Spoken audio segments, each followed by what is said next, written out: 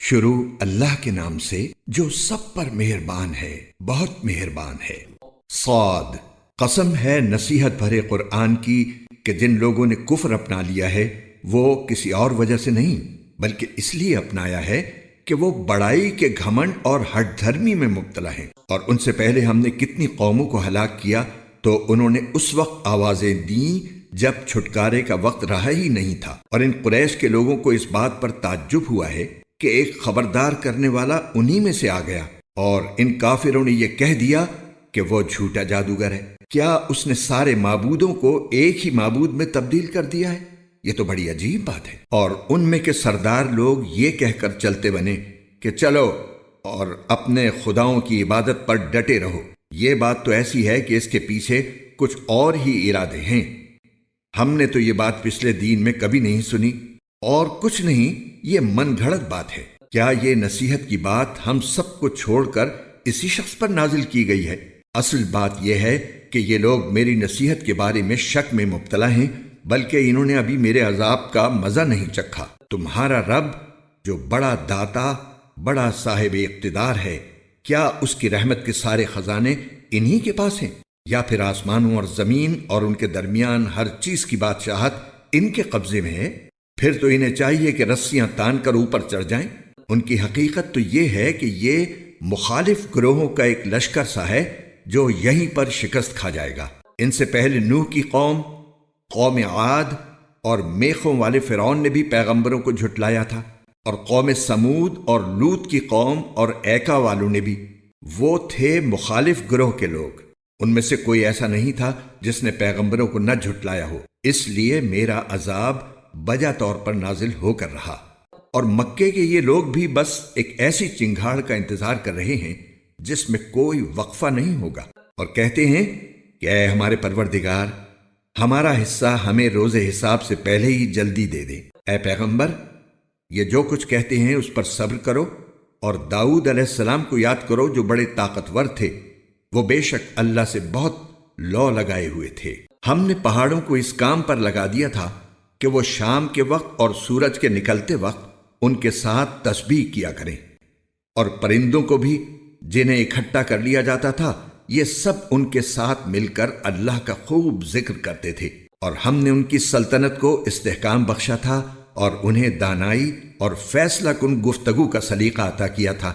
اور کیا تمہیں ان مقدمے والوں کی خبر پہنچی ہے جب وہ دیوار پر چڑھ کر عبادت گاہ میں گھس آئے تھے؟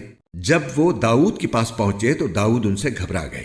انہوں نے کہا، ڈریے نہیں، ہم ایک جھگڑے کے دو فریق ہیں، ہم میں سے ایک نے دوسرے کے ساتھ زیادتی کی ہے، اب آپ ہمارے درمیان ٹھیک ٹھیک فیصلہ کر دیجئے اور زیادتی نہ کیجئے، اور ہمیں ٹھیک ٹھیک راستہ بتا دیجئے۔ یہ میرا بھائی ہے، اس کے پاس 99 دمبیاں ہیں اور میرے پاس ایک ہی دمبی ہے، اب یہ کہتا ہے کہ وہ بھی میرے حوالے کرو، اور اس نے زور بیان سے مجھے دبا لیا ہے۔ داؤد نے کہا، اس نے اپنی دمبیوں میں شامل کرنے کے لیے تمہاری دمبی کا جو مطالبہ کیا ہے اس میں یقیناً تم پر ظلم کیا ہے، اور بہت سے لوگ جن کے درمیان شرکت ہوتی ہے وہ ایک دوسرے کے ساتھ زیادتی کرتے ہیں، سوائے ان کے جو ایمان لائے ہیں اور جنہوں نے نیک عمل کیے ہیں، اور وہ بہت کم ہیں۔ اور داؤد کو خیال آیا کہ ہم نے دراصل ان کی آزمائش کی ہے، اس لیے انہوں نے اپنے پروردگار سے معافی مانگی، جھک کر سجدے میں گر گئے اور اللہ سے لو لگائی، چنانچہ ہم نے اس معاملے میں انہیں معافی دے دی۔ اور حقیقت یہ ہے کہ ان کو ہمارے پاس خاص تقرب حاصل ہے اور بہترین ٹھکانہ۔ اے داؤد، ہم نے تمہیں زمین میں خلیفہ بنایا ہے، لہٰذا تم لوگوں کے درمیان برحق فیصلے کرو اور نفسانی خواہش کے پیچھے نہ چلو، ورنہ وہ تمہیں اللہ کے راستے سے بھٹکا دے گی۔ یقین رکھو کہ جو لوگ اللہ کے راستے سے بھٹک جاتے ہیں ان کے لیے سخت عذاب ہے، کیونکہ انہوں نے حساب کے دن کو بھلا دیا تھا، اور ہم نے آسمان و زمین اور ان کے درمیان جو چیزیں ہیں ان کو فضول ہی پیدا نہیں کر دیا۔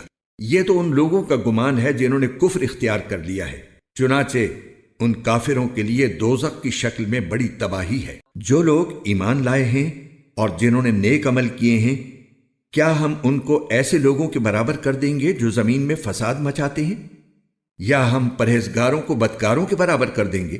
اے پیغمبر، یہ ایک بابرکت کتاب ہے جو ہم نے تم پر اس لیے اتاری ہے کہ لوگ اس کی آیتوں پر غور و فکر کریں اور تاکہ عقل رکھنے والے نصیحت حاصل کریں۔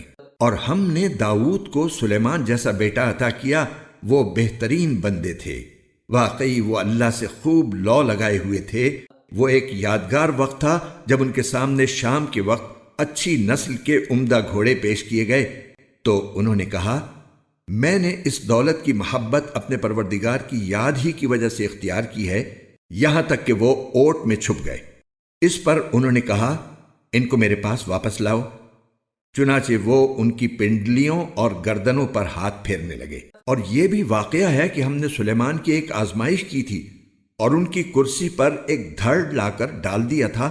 پھر انہوں نے اللہ سے رجوع کیا، کہنے لگے کہ میرے پروردگار میری بخشش فرما دے اور مجھے ایسی سلطنت بخش دے جو میرے بعد کسی اور کے لیے مناسب نہ ہو۔ بے شک تیری اور صرف تیری ہی ذات وہ ہے جو اتنی سخی داتا ہے۔ چنانچہ ہم نے ہوا کو ان کے قابو میں کر دیا جو ان کے حکم سے جہاں وہ چاہتے ہموار ہو کر چلا کرتی تھی، اور شریر جنات بھی ان کے قابو میں دے دیے تھے جن میں ہر طرح کے معمار اور غوطہ خور شامل تھے، اور کچھ وہ جنات جو زنجیروں میں جکڑے ہوئے تھے، اور ان سے کہا تھا کہ یہ ہمارا عطیہ ہے، اب تمہیں اختیار ہے کہ احسان کر کے کسی کو کچھ دو یا اپنے پاس رکھو، تم پر کسی حساب کی ذمہ داری نہیں ہے۔ اور حقیقت یہ ہے کہ ان کو ہمارے پاس خاص تقرب حاصل ہے اور بہترین ٹھکانہ۔ اور ہمارے بندے ایوب کو یاد کرو، جب انہوں نے اپنے پروردگار کو پکارا تھا کہ شیطان مجھے دکھ اور آزار لگا گیا ہے۔ ہم نے ان سے کہا، اپنا پاؤں زمین پر مارو، لو یہ ٹھنڈا پانی ہے نہانے کے لیے بھی اور پینے کے لیے بھی۔ اور اس طرح ہم نے انہیں ان کے گھر والے بھی عطا کر دیے اور ان کے ساتھ اتنے ہی اور بھی، تاکہ ان پر ہماری رحمت ہو اور عقل والوں کے لیے ایک یادگار نصیحت۔ اور ہم نے ان سے یہ بھی کہا کہ اپنے ہاتھ میں تنکوں کا ایک مٹھا لے لو اور اس سے مار دو اور اپنی قسم مت توڑو۔ حقیقت یہ ہے کہ ہم نے انہیں بڑا صبر کرنے والا پایا، وہ بہترین بندے تھے، واقعی وہ اللہ سے خوب لو لگائے ہوئے تھے۔ اور ہمارے بندوں ابراہیم، اسحاق اور یعقوب کو یاد کرو جو نیک عمل کرنے والے ہاتھ اور دیکھنے والی آنکھیں رکھتے تھے۔ ہم نے انہیں ایک خاص وصف کے لیے چن لیا تھا جو آخرت کے حقیقی گھر کی یاد تھی، اور حقیقت یہ ہے کہ ہمارے نزدیک وہ چنے ہوئے بہترین لوگوں میں سے تھے۔ اور اسماعیل اور الیسع اور ذوالکفل کو یاد کرو، اور یہ سب بہترین لوگوں میں سے تھے۔ یہ سب کچھ ایک نصیحت کا پیغام ہے، اور یقین جانو کہ جو لوگ تقوی اختیار کرتے ہیں آخری ٹھکانے کی بہتری انہی کے حصے میں آئے گی، یعنی ہمیشہ بسے رہنے کے لیے جنتیں جن کے دروازے ان کے لیے پوری طرح کھلے ہوں گے، جہاں وہ تکیہ لگائے ہوئے بہت سے میوے اور مشروبات منگوا رہے ہوں گے، اور ان کے پاس وہ ہم عمر خواتین ہوں گی جن کی نگاہیں اپنے شوہروں پر مرکوز ہوں گی۔ یہ ہے وہ نعمتوں سے بھرپور زندگی جس کا تم سے روز حساب میں وعدہ کیا گیا ہے۔ بے شک یہ ہماری عطا ہے جو کبھی ختم ہونے والی نہیں۔ ایک طرف تو یہ ہے، اور دوسری طرف جن لوگوں نے سرکشی اختیار کی ہے، یقین جانو ان کا آخری ٹھکانہ بہت برا ہوگا، یعنی دوزخ، جس میں وہ داخل ہوں گے، پھر وہ ان کا بدترین بستر بنے گی۔ یہ ہے کھولتا ہوا پانی اور پیپ، اب وہ اس کا مزہ چکھیں، اور ان طرح طرح کی چیزوں کا جو اسی جیسی تکلیف دہ ہوں گی۔ جب وہ اپنے پیروکاروں کو آتا دیکھیں گے تو ایک دوسرے سے کہیں گے، یہ ایک اور لشکر ہے جو تمہارے ساتھ گھسا چلا آ رہا ہے، پھٹکار ہو ان پر، یہ سب آگ میں جلنے والے ہیں۔ وہ آنے والے کہیں گے، نہیں بلکہ پھٹکار تم پر ہو، تم ہی تو یہ مصیبت ہمارے آگے لائے ہو، اب تو یہی بدترین جگہ ہے جس میں رہنا ہوگا۔ پھر وہ اللہ تعالیٰ سے کہیں گے کہ اے ہمارے پروردگار، جو شخص بھی یہ مصیبت ہمارے آگے لایا ہے اسے دوزخ میں دگنا عذاب دیجیے۔ اور وہ ایک دوسرے سے کہیں گے، کیا بات ہے کہ ہمیں وہ لوگ یہاں دوزخ میں نظر نہیں آ رہے جنہیں ہم برے لوگوں میں شمار کرتے تھے؟ کیا ہم نے ان کا ناحق مذاق اڑایا تھا یا انہیں دیکھنے سے نگاہوں کو غلطی لگ رہی ہے؟ یقیناً دوزخیوں کے آپس میں جھگڑنے کی یہ ساری باتیں بالکل سچی ہیں جو ہو کر رہیں گی۔ اے پیغمبر، کہہ دو کہ میں تو ایک خبردار کرنے والا ہوں، اور اس اللہ کے سوا کوئی عبادت کے لائق نہیں جو ایک ہے، جو سب پر غالب ہے، جو تمام آسمانوں اور زمین اور ان کے درمیان ہر چیز کا مالک ہے، جس کا اقتدار سب پر چھایا ہوا ہے، جو بہت بخشنے والا ہے۔ کہہ دو کہ یہ ایک عظیم حقیقت کا اظہار ہے جس سے تم منہ موڑے ہوئے ہو۔ مجھے عالم بالا کی باتوں کا کچھ علم نہیں تھا جب وہ فرشتے سوال جواب کر رہے تھے۔ میرے پاس وہی صرف اس لیے آتی ہے کہ میں صاف صاف خبردار کرنے والا ہوں۔ یاد کرو جب تمہارے پروردگار نے فرشتوں سے کہا کہ میں گارے سے ایک انسان پیدا کرنے والا ہوں، چنانچہ جب میں اسے پوری طرح بنا دوں اور اس میں اپنی روح پھونک دوں تو تم اس کے آگے سجدے میں گر جانا۔ پھر ہوا یہ کہ سارے کے سارے فرشتوں نے تو سجدہ کیا، البتہ ابلیس نے نہ کیا۔ اس نے تکبر سے کام لیا اور کافروں میں شامل ہو گیا۔ اللہ نے کہا، ابلیس، جس کو میں نے اپنے ہاتھوں سے پیدا کیا، اس کو سجدہ کرنے سے تجھے کس چیز نے روکا ہے؟ کیا تو نے تکبر سے کام لیا ہے یا تو کوئی بہت اونچی ہستیوں میں سے ہے؟ کہنے لگا، میں اس آدم سے بہتر ہوں، تو نے مجھے آگ سے پیدا کیا ہے اور اس کو گارے سے پیدا کیا ہے۔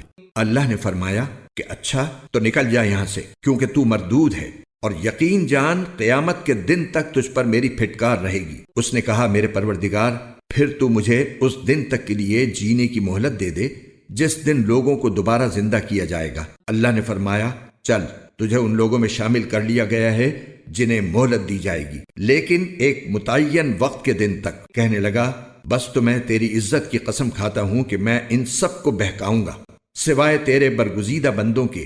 اللہ نے فرمایا، تو پھر سچی بات یہ ہے، اور میں سچی بات ہی کہا کرتا ہوں، کہ میں تجھ سے اور ان سب سے جو ان میں سے تیرے پیچھے چلیں گے جہنم کو بھر کر رہوں گا۔ اے پیغمبر، لوگوں سے کہہ دو کہ میں تم سے اس اسلام کی دعوت پر کوئی اجرت نہیں مانگتا، اور نہ میں بناوٹی لوگوں میں سے ہوں۔ یہ تو دنیا جہان کے لوگوں کے لیے بس ایک نصیحت ہے، اور تھوڑے سے وقت کے بعد تمہیں اس کا حال معلوم ہو جائے گا۔